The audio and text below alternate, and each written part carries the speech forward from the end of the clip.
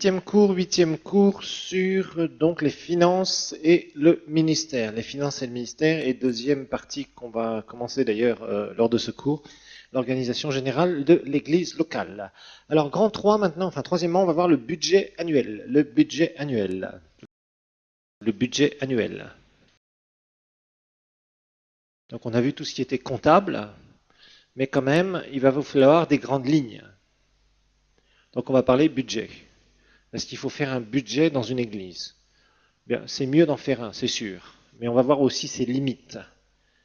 Parce qu'on va voir l'équilibre entre avoir un budget qu'on veut essayer absolument de serrer au maximum, et puis se dire que sinon on n'a pas besoin de budget, donc on voit la vue. Non, on peut pas faire ça. En tout cas, petit à petit. C'est sûr que c'est pas la première année où vous allez démarrer dans le ministère que vous allez faire un budget, parce que vous ne savez même pas. Enfin, vous savez en gros peut-être un loyer, et encore, peut-être que votre loyer va augmenter pendant l'année.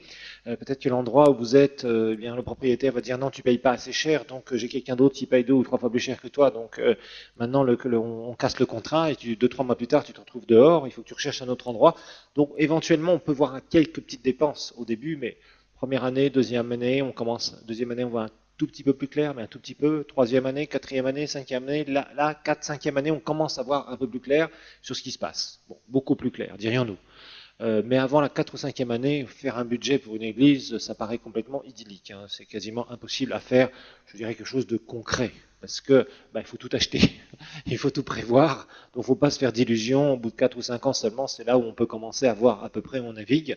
Mais en dehors de ça, on se débrouille. Hein. Quelqu'un fait une offrande un peu spéciale, on se dit on a besoin de changer les micros, on change les micros. Mais c'était pas prévu dans le budget parce que tu savais pas que tu allais avoir une offrande ce jour-là. Voilà, tout simplement. D'accord. Donc au début, c'est vraiment, on navigue son budget. Mais au bout d'un certain temps, il faut un budget quand même.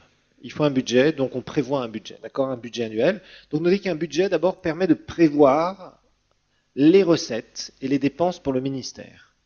Un budget permet de prévoir les dépenses et les recettes pour le ministère. Et il vous en faut un, je dirais, bon, normalement, on ne peut pas fonctionner avec un budget. Personne vous dira, quelqu'un de sensé vous dira, s'il n'y a pas de budget, moi, je démissionne. Il y a des gens qui vous diront ça. Parce qu'ils ont peur, ils ont eu l'habitude dans le monde de fonctionner avec des budgets très stricts dans des projets, etc. Ce qui est normal. Mais dans une église, au début, c'est difficile. Franchement, on ne peut pas élaborer réellement un budget tout au début. Franchement. Donc, mais au bout d'un certain temps, ça vous permet de savoir où vous naviguez et puis de vous dire, l'année dernière, on y a eu ça en dimanche d'offrande, voilà, toutes les recettes qu'on a eues, on a dépensé ça, on a mis ça de côté, tiens, bon, on a des besoins pour l'année qui vient, mais aussi, il faut que on fasse attention, parce qu'on ne peut pas se permettre de voter un budget, de prévoir un budget trop important, parce que finalement, si ça ne tient pas, on ne pourra pas acheter tout ce qu'on a envie d'acheter. Voilà, tout simplement. Alors, l'élaboration du budget, ça doit être fait par le pasteur. C'est le pasteur qui voit tout. Il n'y a pas de secret. Je sais qu'on est dans une association, mais il n'y a pas de secret. Ce n'est pas les gens de l'association qui vont vous diriger dans votre budget. Parce que vous êtes le navigateur, vous êtes le leader, vous êtes le pasteur. Si vous êtes le pasteur, c'est vous qui connaissez l'évolution du ministère, au jour le jour, semaine après semaine, mois après mois, année après année, parce que c'est vous qui avez reçu le don du Seigneur, c'est vous qui avez mis en place ce ministère, qui avez implanté le ministère, donc maintenant, il va falloir que vous sachiez comment il va falloir faire évoluer les choses. Ça va vous demander une dose de foi, quelque part.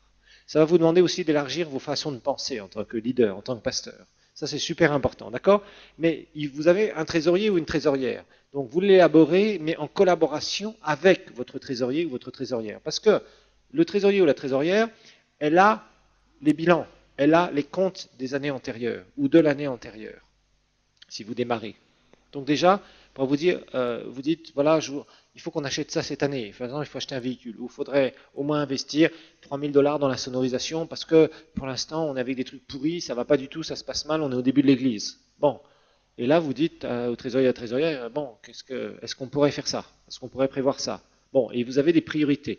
Donc le budget au début, difficile. Après, ça marche tout seul. Après, vous savez où vous allez, dans les 7, 8, 10, 15 ans, là, vous naviguez tout seul. Si vous avez fait de bonnes comptas, vous avez un bon antécédent, vous pouvez naviguer très facilement. Je vous dis, la seule Le seul impératif qui sera, je dirais, paramètre qui sera difficilement gérable à ce moment-là, c'est l'achat de votre bâtiment ou d'un terrain ou si vous faites une construction. Parce que ça peut venir. Une église dira toujours au bout de quelques années, nous devons acquérir quelque chose. Mais entre le dire et le faire, bah, il y a toujours une marge de temps qui va s'écouler. Parce qu'il y a la capacité d'achat. Si on est capable de payer cash, il n'y a pas de problème. Ça veut dire que d'un seul coup, vous avez mis beaucoup d'argent de côté. Mais mettre beaucoup d'argent de côté, ça veut dire que vous tournez bien. Ça veut dire que beaucoup de gens donnent à votre ministère. Et ça veut dire aussi qu'ils ont confiance en vous. Et avant qu'ils aient confiance en vous, il y aura du travail. Il y aura du travail. Parce que les gens ne sont pas aveugles non plus, d'accord? Il y a par exemple, quand vous avez un ministère de guérison, c'est plus facile. En général, quand les gens sont guéris, ils sont très généreux. Quelqu'un qui est sur un fauteuil roulant, s'il a des biens, il donnera à votre ministère beaucoup d'argent. Vous voyez? C'est pour ça que des gens qui ont souvent des signes, des prodiges et des miracles ont des grosses sommes d'argent qui leur sont données. Mais ça aussi, c'est difficile à prévoir. Pour faire un budget comme ça, c'est difficile. Ok? Mais ce n'est pas la majorité des gens qui ont des signes, des prodiges et des miracles dans leur ministère. En tout cas, des gens qui régulièrement se lèvent de fauteuil roulant ou sont guéris de cancer, etc., etc., etc. Vous voyez? Donc, il y a des gens comme ça qui sont très généreux. Quand ils sont guéris, en général, ils ont envie de donner au Seigneur. Parfois, tristement, il faut leur dire non, parce que des fois, ils veulent payer pour dire merci au Seigneur pour la guérison. D'accord? Rappelez-vous que le prophète Élisée a dit non à Géasi quand il voulait donner quelque chose. Vous vous rappelez de ça? Il lui a dit non. Parce que la motivation, pas à Géasi, excusez-moi, comment il s'appelle à Naaman, excusez-moi, pas Géasi, si Géasi il a récupéré, ça c'est sûr, mais il s'est fait avoir. Mais à Naaman, il a dit non à Naaman, Naaman était guéri de la lèpre, et Naaman a voulu couvrir de présents et donc de donner de l'argent au prophète, et le prophète a dit c'est pas le temps de recevoir ça. Et quand le serviteur a vu l'opportunité, il a été courir derrière, il s'est perverti, mais le prophète a dit non. Et c'est comme ça, il y a des gens qui réagissent comme ça, d'accord? Mais d'une manière générale, comme vous dites, mais vos offrandes vont croître à la mesure de votre ministère, et tous les ans, ça doit croître. 15%, 20%, 30%, des fois 50% d'augmentation de revenus, ça peut arriver dans des ministères, d'accord? Mais tous les ans, il doit y avoir un plus, parce que sinon, ça veut dire que vous risquez d'être déficitaire. Si vous êtes sur une courbe descendante dans votre ministère au niveau finance, c'est extrêmement mauvais. Ça veut dire qu'il y a un problème. Soit les gens ne vous font pas confiance, soit vous ne prêchez pas correctement le message sur la dîme et les offrandes et sur la prospérité en général, soit il y a d'autres problèmes. Soit ça veut dire que vous n'avez pas créé une relation de confiance avec les gens pour qu'ils donnent dans votre ministère. D'accord?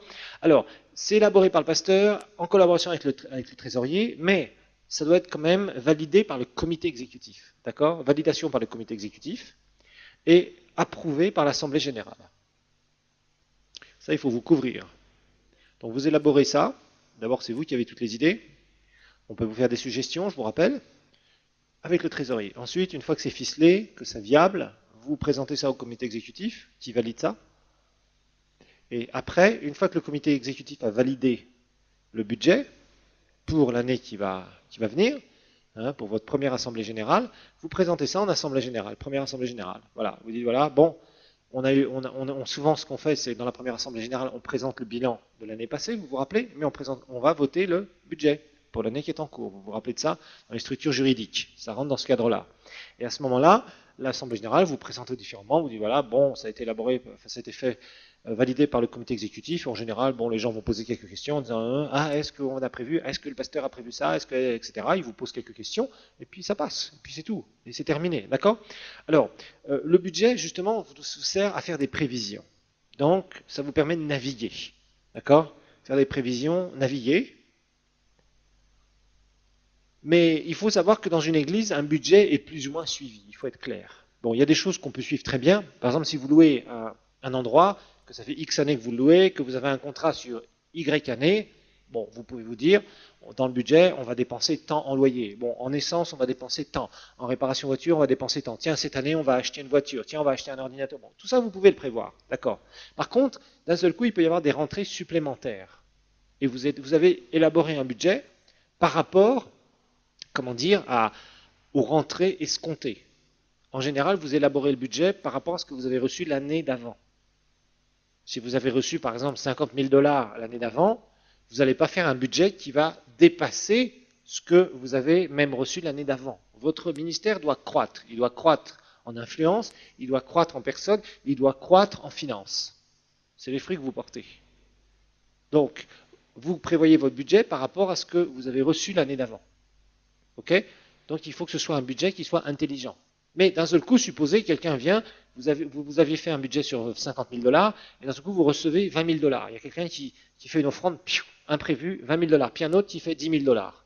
Et puis un autre 5 000, par exemple. Donc d'un seul coup, vous avez 35 000 dollars d'entrée supplémentaire. Vous pouvez faire plusieurs choses. Soit vous dites, bon, on met tout de côté en vue de thésauriser, de faire un achat futur, etc.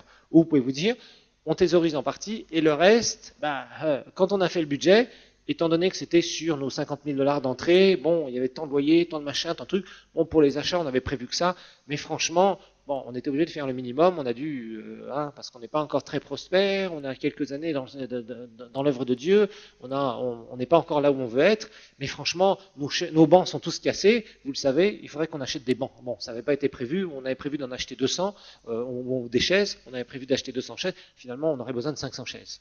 Vous achetez les 300 chaises supplémentaires, vous voyez, parce que vous avez cette capacité financière. Donc ça, c'est de l'imprévu que vous allez faire. Donc là, vous pouvez faire différemment. Ça dépend de la relation que vous avez avec les personnes avec qui vous travaillez. Si c'est une bonne relation, rapidement, vous passez 2-3 coups de téléphone en disant, bon, écoute, on a reçu ça, c'est super, gloire à Dieu. Et vous dites, on va acheter les... Vous appelez vous appelez le comité exécutif, tac, tac, tac, et vous voyez avec eux. Et les choses sont, peuvent se faire rapidement. Parce qu'un pasteur, lui, il doit toujours pousser la vision. En fait, il ne faut pas qu'avec les finances, vous alliez dans l'inconnu et vous vous cassiez la figure, mais il ne faut pas non plus, d'un autre côté, que vous limitiez votre vision. Ça, c'est le problème. Vous voyez, en fait, c'est une espèce d'équilibre, qu'il va falloir trouver entre le fait de faire des prévisions qui sont justes, bonnes, viables, mais pas restreindre, d'accord? Pas restreindre la vision que vous avez. Parce qu'il y a des choses que vous prévoyez. Dans une vision, on prévoit un certain nombre de choses. Le truc, c'est que il y a des choses qu'on peut se permettre aujourd'hui, qu'on aurait pu se permettre si on avait eu un budget beaucoup plus important au départ. Donc, dans l'année en cours, eh bien, il ne faut pas hésiter à aller plus loin, dire, bon, ça, c'était peut-être pas prévu. Vous passez quelques coups de téléphone et vous dites, bon, écoutez, moi, je voudrais qu'on achète ça. Et les gens vont encaisser. Les gens vont dire, bon, c'est bon, c'est vrai, le pasteur a dit, fait ça.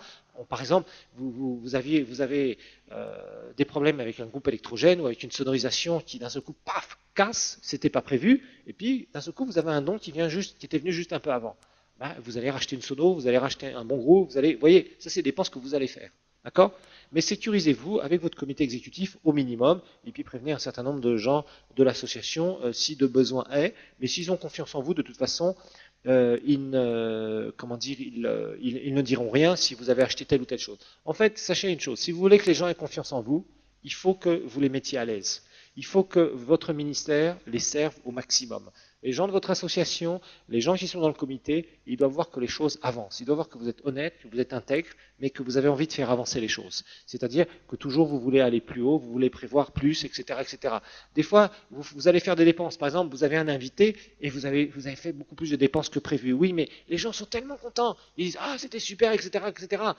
Et puis, bon, les trésoriers ou trésorières, vous allez dire, tu sais, c'est vrai, on a dépensé un peu plus que prévu. Bon, ils vont lui dire c'est pas grave, on était super, on était bénis, tout était bien. Vous voyez, parce qu'ils ont une attitude positive. Ils sont pas là en train de vous dire le pasteur, il a dépensé tant en plus, c'était pas bien. Franchement, pourquoi il a fait ça sans que tout soit écrit, etc. Vous voyez, il faut pas vous limiter comme ça, parce que alors franchement, si vous avez des gens où vous devez tout écrire de A jusqu'à Z, dans le sens où pour prendre les moindres décisions, vous avez tout un tas de portes qu'il faut ouvrir à chaque fois, ça sera trop compliqué pour vous, votre vision sera freinée. Donc vous voyez, c'est l'équilibre entre la sécurité, la transparence et le fait de ne pas freiner la vision.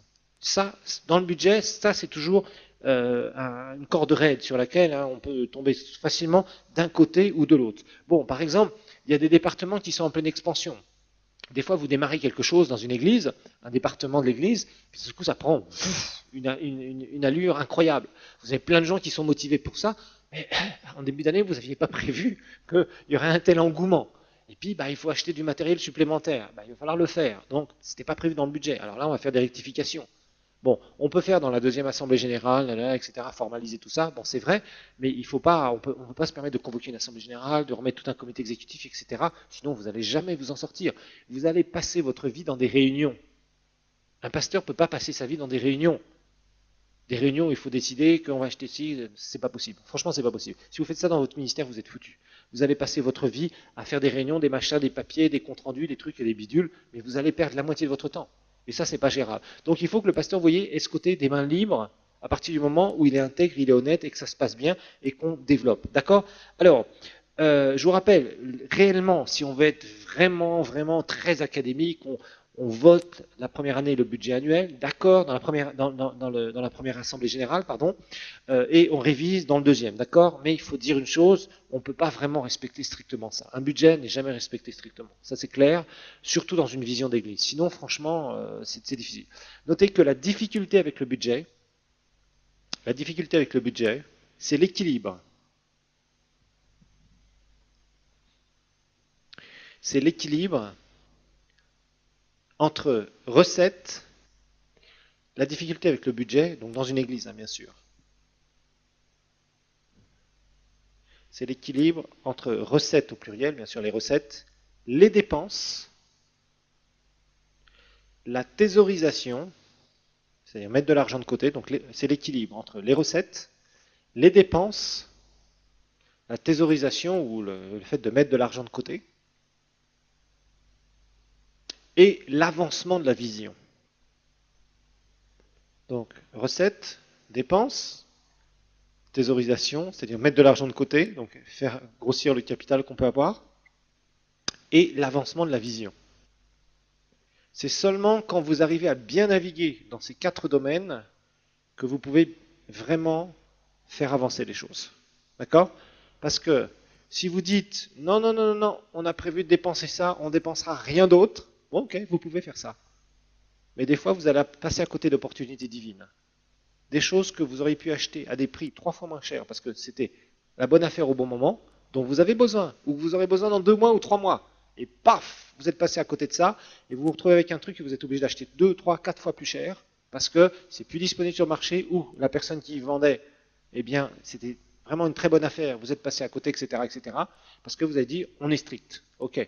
Donc vous êtes bloqué quelque part. Vous avez vraiment besoin de ça pour faire avancer la vision, et vous êtes bloqué. Voilà. Vous êtes bloqué vous-même.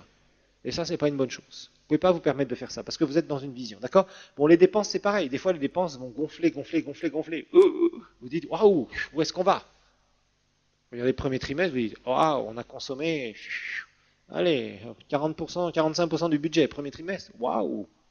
Parfois, ça arrive. Alors, vous dites, bon, vous dites, il faut faire attention. Pourquoi? Bah oui, on a eu ça. Ah oui, on avait les séminaires qui étaient. Ah oui, on a prévu. Ah, on a des. Oui, il y a eu ça, ça. Vous voyez, il y a toujours des impératifs, de toute façon. Il y a toujours des choses où on dépense plus que prévu. Mais c'est pas grave, si vous avez plus de recettes, vous marchez par la foi et ça marche. Il n'y a pas de problème. Vous avez prévu de faire certaines choses, d'accord? Mais au moins, vous n'avez pas freiné la vision. À partir du moment où c'est des dépenses qui sont de bonnes dépenses, il ne faut jamais se sentir condamné. Parce qu'il y a des pasteurs qui veulent absolument être ultra rationnels. On ne peut pas être ultra rationnel pour un budget d'église, c'est pas possible. C'est une église. C'est l'avancement d'une vision. Et quand on a fait avancer une vision, on ne peut pas être ultra rationnel. On peut avoir un certain nombre de repères, ça c'est très important. En fait, l'idée que je veux vous donner ici dans les finances, c'est d'avoir des bons repères. D'accord? Des bons repères, une bonne gestion, etc. etc. Ça c'est bon. Mais vous ne pouvez pas être ultra rigide en vous disant il faut absolument qu'on rentre dans tel type de budget. Non, c'est pas possible. Ça c'est impossible à réaliser. D'accord? Parce que sinon, vous allez complètement vous bloquer. Complètement vous bloquer. D'accord? Donc l'équilibre, c'est quoi? Il y a des recettes, mais ces recettes vont augmenter parce que les gens sont bénis, plus les gens sont bénis, plus ils donnent au ministère. Plus vous êtes intègre, plus vous êtes fidèle, plus vous faites les choses, plus vous faites ce que le Seigneur vous demande, plus le Seigneur va bénir votre ministère. Bon, donc les recettes vont grandir, vont croître régulièrement. X% tous les ans, d'accord.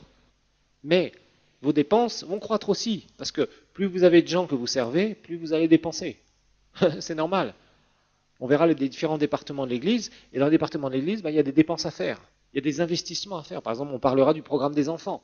Le programme des enfants, ça demande de lourds investissements. Le département multimédia, par exemple, c'est un département qui demande beaucoup d'argent au niveau d'investissement. Bon, puis il y a tout un tas de choses. La salle de culte dans laquelle vous êtes, ça demande de l'investissement parfois. Vous êtes obligé de refaire tout un tas de trucs, et ça va coûter, coûter, coûter, coûter. Bon. Et puis vous pouvez vous dire, bon, on fera ça dans 2 ans, dans 3 ans, dans 5 ans.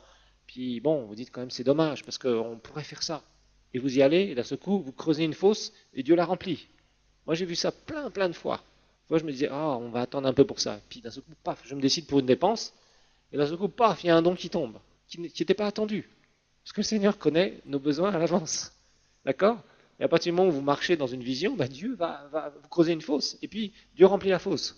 Et on marche comme ça, à droite, à gauche. Et je l'ai vu plein de fois, dans plein de domaines. D'accord? Donc, recette, oui, équipe avec dépenses, oui, mais thésaurisation. Ça veut dire que si vous commencez à trop dépenser et qu'à la fin de l'année, finalement, vous apercevez que bah, recettes et dépenses, c'est à peu près équivalent avec ce que vous avez acheté comme immobilisation, bon, bah, finalement, ce qu'il y a sur le compte de l'Église n'aura pas augmenté, pratiquement, début à fin d'année. Ça, c'est pas bon.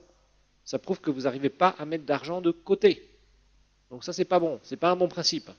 Parce que si vous n'arrivez pas à mettre d'argent de côté, qu'un jour vous allez voir votre banquier vous dira, bon, vous avez, quels sont les revenus et qu'est-ce que vous avez, en gros, vos dépôts. Bon, ça d'accord, mais le banquier regardera aussi les sorties. Et il fera la différence entre les deux, il va dire, d'accord, mais dans l'année 2000 et quelques, vous avez quasiment dépensé tout ce que vous avez reçu. Comment voulez-vous que vous faire un emprunt? Qu'est-ce que vous allez rembourser? Vous n'avez pas de capacité. Oui, mais l'année là. Oui, d'accord, vous pouvez toujours raconter beaucoup de choses au banquier, mais le banquier lui veut des chiffres. Par contre, si le banquier voit que régulièrement, tous les ans, vous mettez davantage de côté, le banquier sera content. Ah, vous êtes un très bon client là. Vous allez le flairer, il va vous flairer là. Il va être content. Parce que vous aurez un historique intéressant pour lui. Très intéressant. Il va regarder tout ça, d'accord?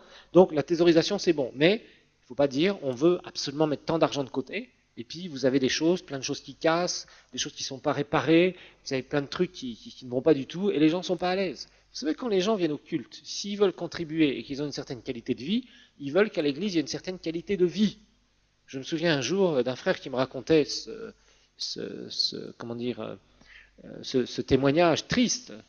Lui-même était quelqu'un de très haut placé, il s'était converti il y a quand même plus d'une dizaine d'années, et puis il avait amené quelqu'un dans une église, un de ses anciens amis. Et il était ministre à l'époque, lui, et il avait amené un de ses amis ministres. Et il était arrivé dans un endroit où le sol n'était même pas fait. Et le ministre, en sortant, il dit, ton truc, c'est pas mal. Et il était en train de faire comme ça sur son costume, mais il y a quand même beaucoup de poussière, tu sais. Vous voyez ce que je veux dire? Ça veut dire que, bon, il trouvait que c'était pas mal, entre guillemets, mais il trouvait que c'était médiocre dans le reste. Vous voyez? Il ne faut pas penser que les gens ne regardent pas aussi la qualité naturelle que nous avons. Si nous sommes médiocres, vous attirerez des gens médiocres. Dans le leadership, c'est j'attire ce que je suis. D'accord? Dans l'église de Dieu, c'est la même chose. Si on veut des gens qui ont des mentalités transformées et être des transformateurs de mentalité, je vais vous dire une chose. Il faudra que l'église soit un exemple. Souvent, l'église de Dieu n'est pas un exemple. Et au niveau des finances, c'est clair. Je ne dis pas que l'argent fait tout, mais l'argent contribue à certaines choses au niveau du royaume de Dieu. Et ça, il faut que ce soit bien implanté en nous. L'argent ne fait pas tout. S'il n'y a pas la spiritualité, il peut y avoir beaucoup d'argent, ça ne sert à rien.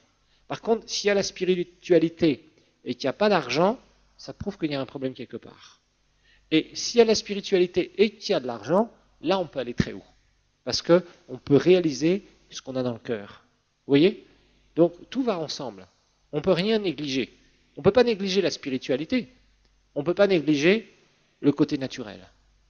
Donc plus on marche dans les deux, mieux nous arriverons à aller là où Dieu veut nous envoyer. D'accord? Alors, si on ne fait pas de budget, on est comme un avion sans radar. On vole à vue, donc il faut qu'on voit tout le temps devant la petite fenêtre, là, le petit hublot de l'avion, pour savoir où on va se poser. Ça, c'est dangereux. Ok? Si on fait un budget trop strict, comme je vous le disais, on va bloquer tout, et c'est pas juste. On ne peut pas bloquer la vision. Ok? Voilà, maintenant, je vous avais mis donc la suite, hein, donc tout un plan comptable classique des associations. Entre autres, d'ailleurs, c'est le plan comptable en France qu'on retrouve facilement, qui est en général utilisé dans les pays francophones, en partie en tout cas, sur le Canva. Maintenant, on va passer à la deuxième grande partie, c'est l'organisation générale de l'Église locale.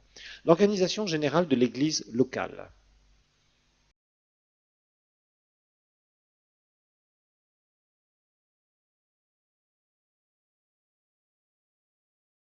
Alors, dans cette partie de cours, on va voir comment structurer une Église. En tout cas, je vais vous donner quelques éléments, mais je vais surtout aussi vous amener à être défié par rapport à l'Église locale. Parce que je crois sincèrement que l'Église locale doit, comme je le disais au cours précédent, répondre aux besoins des gens au maximum dans tous les domaines, là où le monde ne répond pas correctement. Et ça, je crois que c'est un problème auquel on a à faire face de plus en plus. Aujourd'hui, une église qui simplement prêche l'évangile, et il s'en arrête là, c'est une église qui va être complètement déphasée avec le monde. C'est-à-dire que les gens du monde ne veulent même pas en entendre parler parce qu'ils voient la médiocrité. Et ça, je suis désolé, la médiocrité n'est pas de Dieu. Nous devrions, le monde devrait avoir les regards sur l'Église en disant, ces gens-là, waouh, ils devraient être impressionnés par ce qu'on fait. Et souvent, ce sont les chrétiens qui vont être impressionnés par le monde. Et ça, c'est pas juste. Ça, c'est une mauvaise position, très mauvaise position. Quand on voit ce que le monde peut s'offrir parfois, moi, des fois, je regarde. Je m'amuse des fois, comme ça, à regarder des spectacles, à regarder des trucs. Regardez, par exemple, la Coupe du Monde. Regardez la Coupe du Monde. Je ne suis pas un fanat de football, franchement. Mais bon, je regarde comme ça, histoire de regarder. Mais quand je regarde, je pense à autre chose. Regardez ces gens. Par exemple, vous êtes là, vous regardez, vous êtes devant votre poste de téléviseur. On va prendre juste un exemple. Poste de téléviseur, c'est quoi? C'est une fenêtre, c'est une vitrine qui vous montre un événement qui se passe à l'autre bout du monde, qui est regardé par des centaines de millions de gens. Centaines de millions de gens, au même moment sur la planète. Et vous êtes là, vous regardez, le type va tirer, va faire une faute que vous n'avez même pas vue sur votre téléviseur. 30 secondes après, ils font un replay. Hop, ils vous montrent le type avec une caméra. Mon fils est un fanatique de caméra. Il aime trop tout ce qui est multimédia. Je ne sais pas, on parlait tous les deux, et il me disait, mais papa, tu sais là, ils doivent avoir au moins quoi 70 ou 80 caméras là-dedans. Quand vous voyez la qualité technique de ces gens-là, vous vous dites, franchement, c'est exceptionnel. Vous avez le gars qui est en train de faire une faute au ralenti, comme ça, vous le voyez tout doucement, avec une image parfaitement nette. Nette. Il vient de faire une faute que vous n'aviez pas vue, que personne n'avait vue, même pas l'arbitre parfois. Il a un écouteur, on va lui redonner la faute que le type a fait. Est-ce qu'il a vraiment fait une faute? Est-ce qu'il y a coup franc? Il y a un type qui est perché je ne sais où, qui avait un écran, qui a pris le mec en caméra, et qui sait s'il a réellement fait une faute ou pas. Et on va vous le montrer 30 secondes ou une minute après. D'accord? Alors maintenant, vous allez regarder un prédicateur qui est pris, et la caméra, elle fait comme ça. Le mec, il sort de l'écran, c'est pas grave, après... Non mais arrêtons. Mais arrêtons. Et après, on dit, nous, on a un grand Dieu. Amen. Non mais c'est d'une... Moi, ça me dépasse complètement. Franchement, c'est la honte. C'est la honte. Vous avez un bon païen, il vient de voir le match de foot, impeccable et tout. Après, il regarde le prédicateur. Il est filmé, tac, tac, le mec, il est avec sa caméra, il sort, il est en train de parler, vous ne voyez plus, il est sorti de l'écran, c'est pas grave. L'autre, il est en train de remonter sa caméra avec sa manivelle. Non, mais c'est incroyable. Et après, on dit, ah, gloire à Dieu, Dieu est grand, Dieu est puissant, Dieu est ceci, Dieu est cela. Mais on montre une médiocrité épouvantable. Épouvantable. C'est juste un exemple parmi tant d'autres. Vous avez un son, des fois je regarde les télé chrétiennes nigérianes, du Nigeria. Il y en a qui sont bien, il y en a un ou deux qui fait vraiment un très bon boulot, mais les autres, vous entendez crier tellement fort que le son est saturé tout le temps. Vous entendez dans la télévision.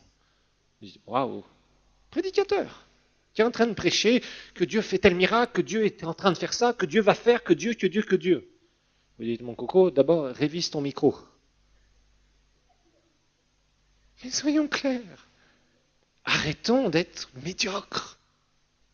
On a l'impression que les gens, parce qu'ils font les choses pour Dieu, c'est pas grave. Le Saint-Esprit va faire le reste. Il va corriger le mauvais son. Ben non, le Saint-Esprit ne corrige pas le mauvais son. C'est incroyable. On a un message. C'est pas un message. C'est le message, des messages à communiquer. Vous savez une chose, quand quelqu'un met les pieds dans une église locale, c'est les Américains qui ont fait ces statistiques-là, au bout de 15 minutes à 20 minutes, il saura s'il va rester ou il va fuir. Ça va lui donner la température. Soit il est pris dans l'atmosphère et dans ce qui se passe, soit il est dérangé et il fuira. Je parle des gens qui ont un bon cœur. Je ne parle pas des gens qui ont un mauvais cœur directement, d'accord? Mais je crois que c'est une vérité. Alors, on va parler d'organisation parce que franchement, Il faut que nous soyons organisés correctement. Les hommes ont besoin d'être organisés. On va voir, souvent il y a des préjugés sur l'organisation. On parle d'organisation d'église et les gens vont dire, ah mais non, le Saint-Esprit doit tout faire. Oui, le Saint-Esprit a son rôle, mais le Saint-Esprit ne fera pas tout. Si vous commencez 1 heure en retard, alors que le gars, c'est un administrateur, directeur général qui a tout monté dans sa banque ou dans sa boîte ou quoi que ce soit, qui connaît vraiment beaucoup de choses, qui a été étudié sur 3 continents ou sur 5 continents, qui a 3 doctorats, qui a l'habitude d'avoir, il a eu des cours de planification, d'organisation, de tout. Il arrive dans un endroit, on va lui prêcher Christ, et le gars se dit, oh là là, c'est quoi votre truc ici? Tout le monde arrive en retard, on n'entend rien, ça nous crie dans les oreilles, on est mal assis, il y a plein de poussière partout, etc. Non, mais les gens se disent, hey, soyons clairs, soyons clairs. Organiser n'est pas anti-spirituel, loin de là, très loin de là. Alors notez d'abord que l'Église est à la fois un organisme et une organisation. L'Église est à la fois un organisme et une organisation. C'est comme ça que ça doit être perçu, parce que c'est la réalité. Organisme et organisation. Alors, organisme, c'est quoi? Organisme, ça nous montre de la biologie, si vous préférez. En fait, organisme, c'est un système complexe. La définition d'un organisme en biologie et en écologie, c'est un système complexe. Biologie et écologie, organisme, la définition, c'est un système complexe, évolutif, formé d'organes. C'est un système complexe, évolutif, formé d'organes qui interagissent, donc ensemble, bien évidemment, interagissent ensemble, de façon à ce qu'ils fonctionnent, donc qui interagissent, donc sous-entendu, donc un système complexe, évolutif, formé d'organes qui interagissent, sous-entendu ensemble, de façon à ce qu'ils fonctionnent,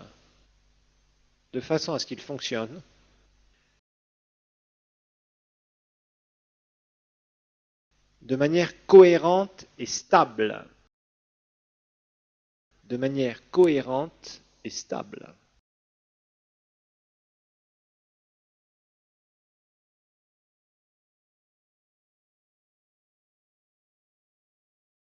Bon, ben, le corps humain est un organisme. C'est fait de quoi? C'est fait de membres. Et ces membres évoluent pour faire quelque chose. D'accord? Ils interagissent l'un et l'autre. Ça veut dire que je peux percevoir quelque chose avec mes yeux ou mes oreilles, et puis analyser, et puis d'après ça, faire bouger mon bras en fonction de ce que je vois, etc. Quand je veux attraper un objet, par exemple. Vous voyez? Et ça doit être coordonné, ça doit être cohérent. Des gens qui ont des dysfonctionnements, par exemple, sur leur système nerveux, qui sont à moitié paralysés, ils veulent prendre, par exemple, un objet, et leur cerveau donne un ordre, et la main, le bras ne suit pas. Ok? Et la Bible nous compare au corps. Rappelez-vous de ça, 1 Corinthiens 12. Ah, c'est le 2e ou 3e verset, je crois, de ce cours. 1 Corinthiens 12.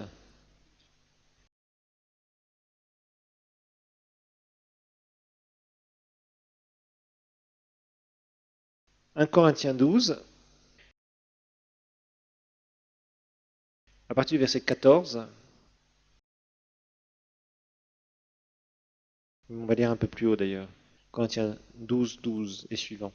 Comme le corps est un, tout en ayant plusieurs membres, et comme tous les membres du corps, malgré leur nombre, ne sont qu'un seul corps, ainsi en est-il du Christ. Car c'est dans un seul esprit que nous avons tous, pour former un seul corps, été baptisés, soit juifs, soit grecs, soit esclaves, soit libres, et nous avons tous été abreuvés d'un seul esprit. Je vous rappelle que ce verset concerne la nouvelle naissance. Ainsi le corps, verset 14, n'est pas formé d'un seul membre, mais de plusieurs. Si le pied disait, parce que je ne suis pas une main, je ne suis pas du corps, il n'en est pas moins du corps pour autant. Si l'oreille disait, parce que je ne suis pas un œil, je ne suis pas du corps, elle n'en est pas moins du corps pour autant. Si tout le corps était œil, où serait l'ouïe? Si tout était ouïe, où serait l'odorat? En fait, Dieu a placé chacun des membres dans le corps comme il l'a voulu. Si tous étaient un seul et même membre, où serait le corps? Maintenant donc, il y a plusieurs membres et un seul corps. L'œil ne peut pas dire à la main, je n'ai pas besoin de toi, ni à la tête dire aux pieds, je n'ai besoin de vous. Je n'ai pas besoin de vous. Mais bien plutôt les membres du corps qui paraissent être les plus faibles sont nécessaires. Et ceux que nous estimons être les moins honorables du corps, nous les entourons d'un plus grand honneur. Ainsi, nos membres les moins décents sont traités avec le plus de décence, tandis que ceux qui sont décents n'en ont pas besoin. Dieu a disposé le corps de manière à donner plus d'honneur à ceux qui en manquaient, afin qu'il n'y ait pas de division dans le corps, et que les membres aient également soin les uns des autres. Si un membre souffre, tous les membres souffrent avec lui. Si un membre est honoré, tous les membres se réjouissent avec lui. Vous êtes le corps de Christ, et vous êtes ses membres, chacun pour sa part. Et après, Dieu nous parle des ministères, bien sûr, et aussi de différents dons. Alors, en fait, c'est ça qu'il va falloir comprendre, c'est que chaque chrétien représente un membre du corps. Et dans cette partie, c'est vrai que nous sommes un organisme, mais dans un organisme, il doit y avoir aussi une organisation, une cohésion, quelque chose de logique. Et c'est là où l'aspect organisationnel, l'organisation, qu'est-ce que c'est? L'organisation, notez que c'est une structure. L'organisation, c'est une structure qui suit une logique propre,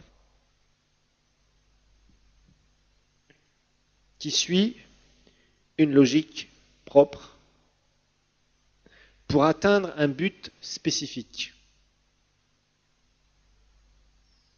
Donc, une organisation, c'est une structure qui suit une logique propre en vue d'atteindre un but spécifique. Et évidemment, notre but spécifique en tant qu'Église, c'est le royaume de Dieu. Donc le but général de toute Église, c'est le royaume de Dieu, l'avancement du royaume de Dieu. Ça c'est clair. Porter des fruits pour le royaume de Dieu. Donc amener des âmes à Christ, amener des gens à maturité, amener des gens à s'épanouir dans le Seigneur, à trouver leur place. Et tout ça, ça doit être avec les différents membres, et que les différents membres soient coordonnés, soient organisés. D'accord? Donc une église locale, c'est à la fois un organisme et une organisation. Par exemple, l'organisme, si nos cellules dans notre corps, qui représentent l'organisme, si elles n'étaient pas organisées, ça serait n'importe quoi. Ça ne fonctionnerait pas. Elles se mettent ensemble, elles s'associent ensemble, elles font certaines choses, etc., pour remplir des fonctions, etc., etc., en vue que tout puisse fonctionner d'une façon cohérente. Bon. Donc, l'église de Dieu, ça va être la même chose. Dieu va mettre des personnes dans l'église. Une église est représentée par des personnes, des membres, c'est ce que la Bible nous dit.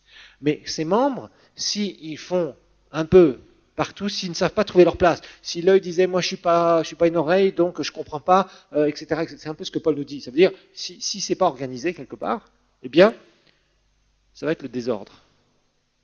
Et souvent, c'est ce qui se passe malheureusement.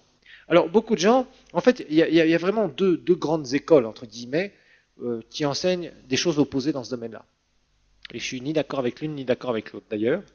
Il y a des églises où on parle uniquement structure, l'organisation. Et ça, ce sont les églises très traditionnelles. Ou les églises protestantes qui sont, je dirais, qui ont plusieurs siècles.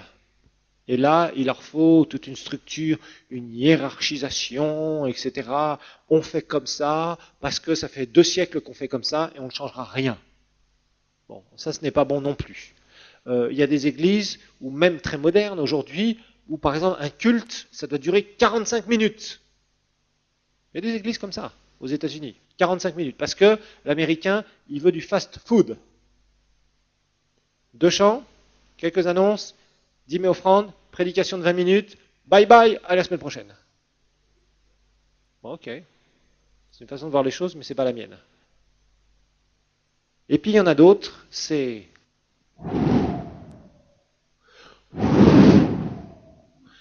Nous allons à l'église tous les jours, du matin jusqu'au soir, et du soir jusqu'au matin. Bon, ok. Ça peut être une autre façon de voir les choses.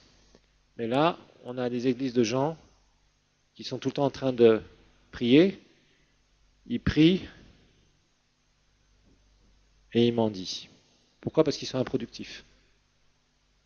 Ils ne sont pas organisés et ça amène à des catastrophes.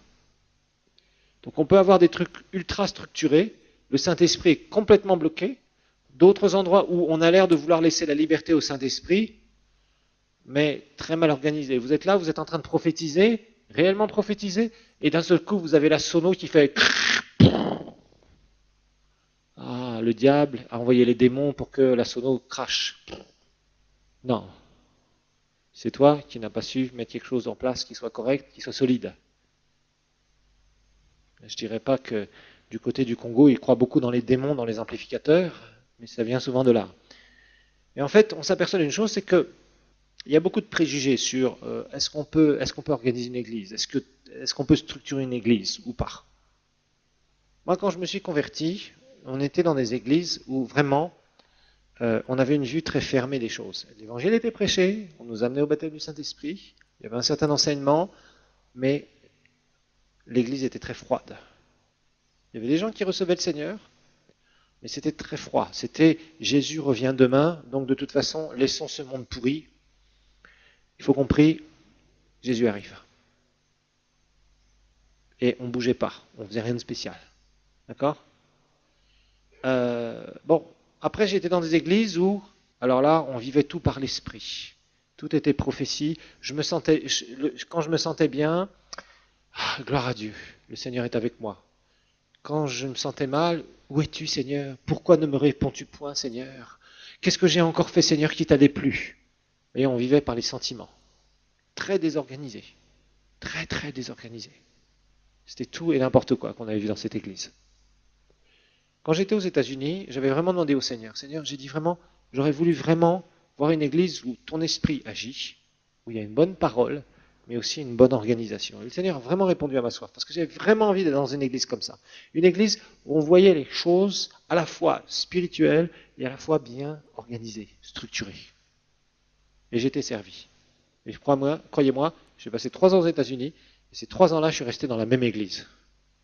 Parce que je voyais vraiment quelque chose où il y avait une structure.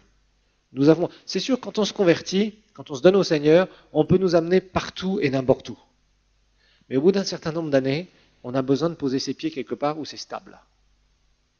Où on ne peut pas vivre toujours au jour le jour. On a besoin d'une stabilité, on a besoin que les choses soient organisées. D'accord? Alors, souvent, quand on parle d'organisation d'église, les gens disent, mais bon, ça veut dire, ça y est, on va commencer à dormir. Non. Moi, j'ai vu les plus beaux mouvements du Saint-Esprit dans une très bonne organisation. Il n'y a pas de problème là-dessus. Bien organiser une église, c'est important. Parce que vous allez attirer des gens aussi qui vont voir un exemple. Si vous êtes quelqu'un de médiocre et de désorganisé, vous allez attirer qui? Rappelez-vous en leadership, si vous êtes pasteur, il y a la loi de l'attraction, vous attirez qui vous êtes. Ça veut dire que tous les gens qui vont venir vous aider sont des gens désorganisés, des gens médiocres. Donc vous allez amasser un troupeau de médiocres. Et votre église sera médiocrement perçue. Et ça c'est clair, ça vous ne faites pas d'illusions. Vous en tant que leader, vous serez obligé de faire attention. Si vous voulez que les gens changent, vous devez être un exemple. Rappelez-vous que si vous êtes serviteur de Dieu, vous devez être un exemple. Les gens ont besoin d'exemples. Ils ont besoin de repères où ils se disent j'aimerais faire comme lui, comme elle, j'aimerais prier comme lui, comme elle, mais j'aimerais aussi réussir comme lui, comme elle. Je suis inspiré. On a besoin d'être inspiré par les autres. Et on n'est jamais inspiré par des gens qui se font moins bien que nous, vous avez remarqué.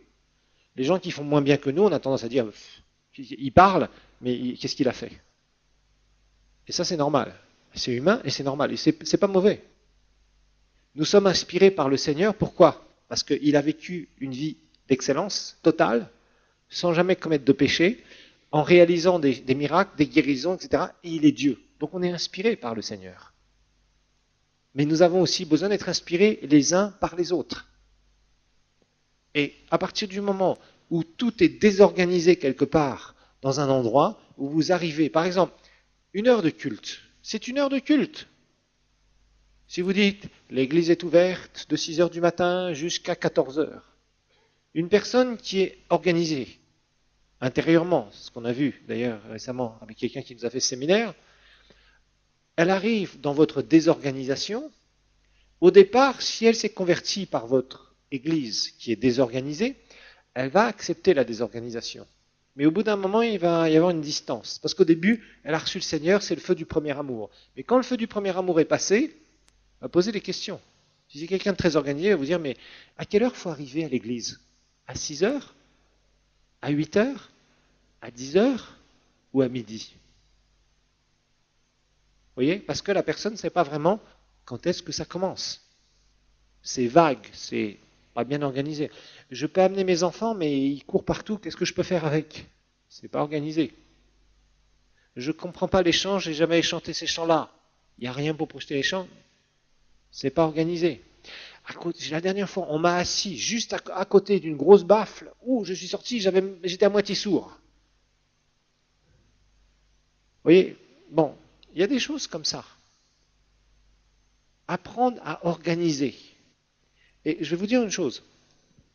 Moi, j'ai vu des réunions où l'onction de Dieu commençait à se répandre, où d'un seul coup, il y avait plein de choses qui perturbaient dans la chair. Sonos mal réglés, problème de gens qui viennent vous déranger. Vous savez, vous êtes assis par exemple dans un rang, vous êtes vraiment concentré dans la présence de Dieu et vous êtes constamment dérangé par des gens qui passent et qui repassent et qui repassent et qui repassent et qui repassent, ou des portes qui grincent. Et vous êtes juste à côté assis, ça vous agace, ça vous déconcentre. Nous sommes des hommes, des êtres humains. Si on veut vraiment se concentrer sur le Seigneur, il faut que dans le naturel, on ne soit pas perturbé. Vous êtes d'accord? Vous n'avez pas passé des fois des très bons moments de prière et d'un seul coup, il y a quelqu'un qui vient vous perturber. Un enfant, par exemple, qui court. Vous êtes là dans votre chambre, vous êtes en train de louer, adorer le Seigneur et d'un seul coup, vous ne répondez pas parce que vous êtes bien dans la présence de Dieu. Et pendant une demi-heure, vous allez vous ouvrir la porte et dire « Qu'est-ce que tu veux ?» J'étais dans la présence de Dieu. Vous avez été perturbé dans le naturel, complètement déconcentré. Vous êtes en train de louer le Seigneur, et puis les choses ne sont pas bien organisées, on vous pousse parce que le responsable de l'équipe d'accueil, du protocole, là, il a mal prévu les choses. Et tout, on fait sortir tout le monde des rangs, alors qu'on était en pleine louange et adoration. Ah, mal organisé. Mal organisé. Je ne parlerai pas des sonorisations, parce que les sonorisations, je crois que vraiment, c'est un problème. D'accord? Chez beaucoup de personnes. Alors, on va regarder d'abord les réunions de l'Église en général. Les réunions d'Église en général.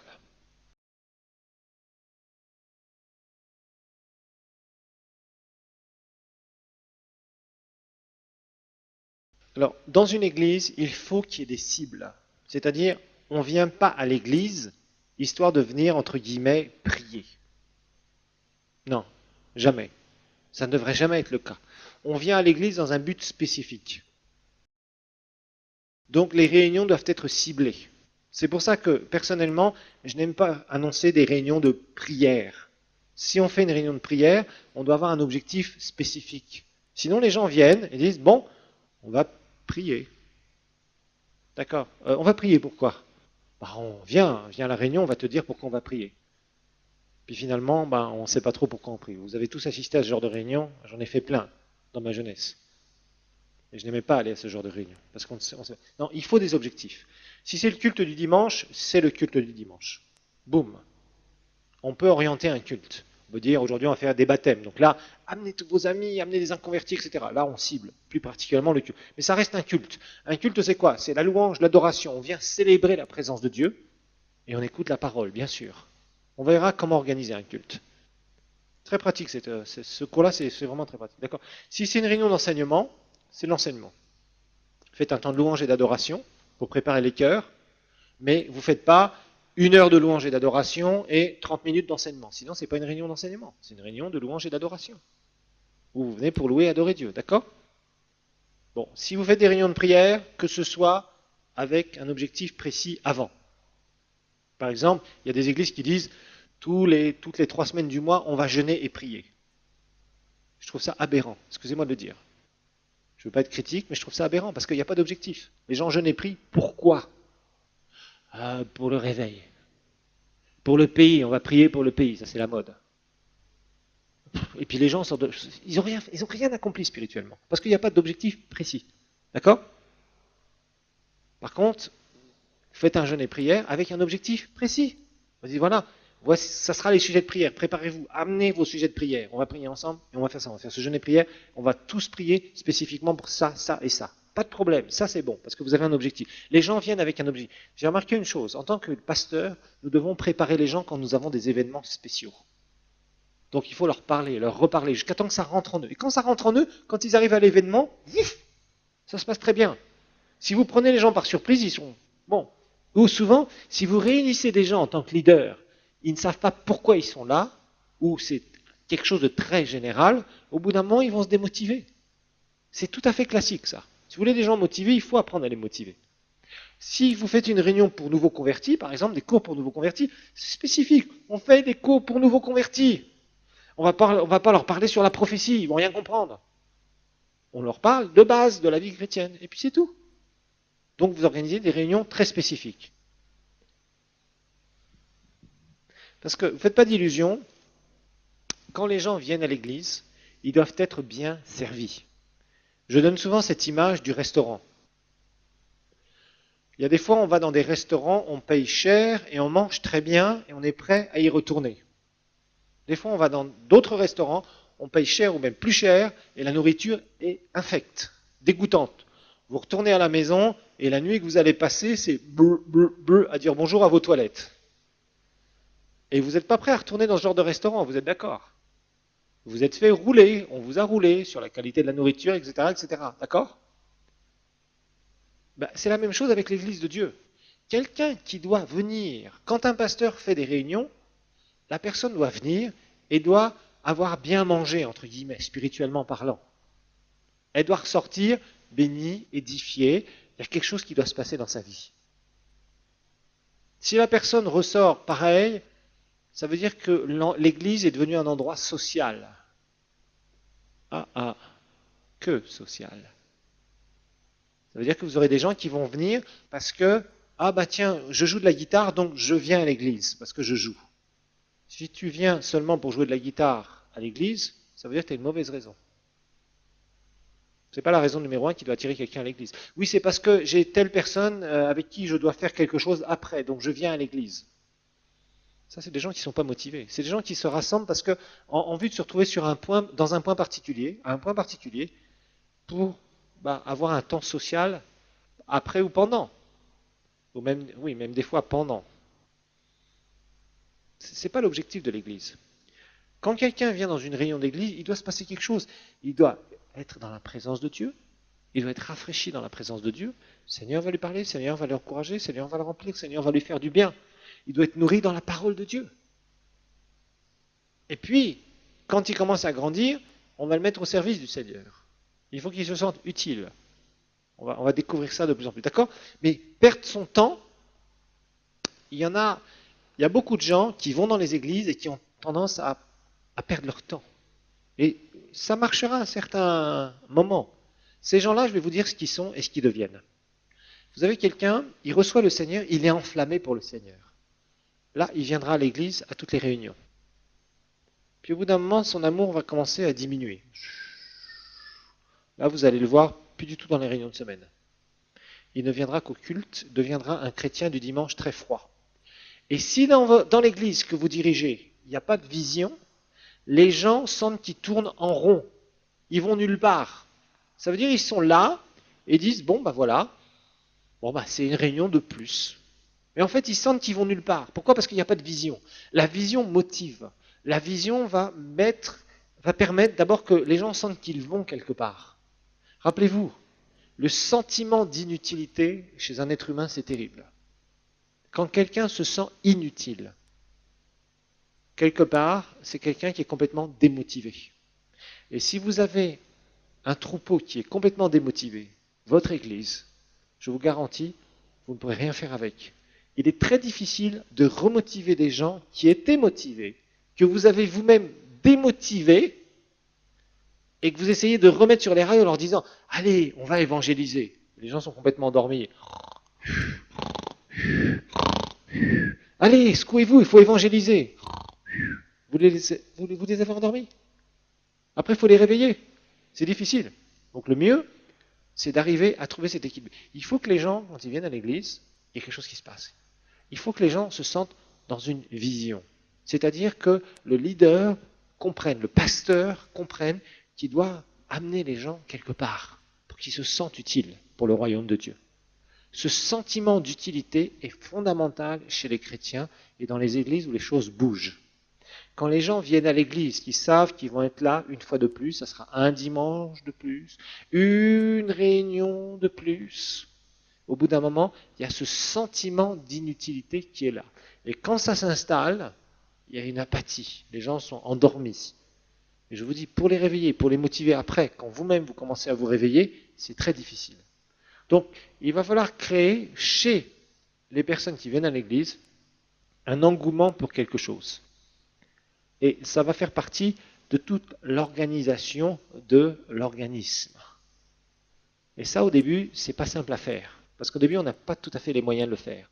Et le leader, le pasteur, doit comprendre de plus en plus qu'il doit converger vers une église qui est un organisme vivant. Donc, ce ne sont pas des machines, ce ne sont pas des pions, ce ne sont pas des gens qu'on met dans une petite case, parce que ce sont des êtres humains, ce sont des chrétiens, ce sont des fils et des filles de Dieu.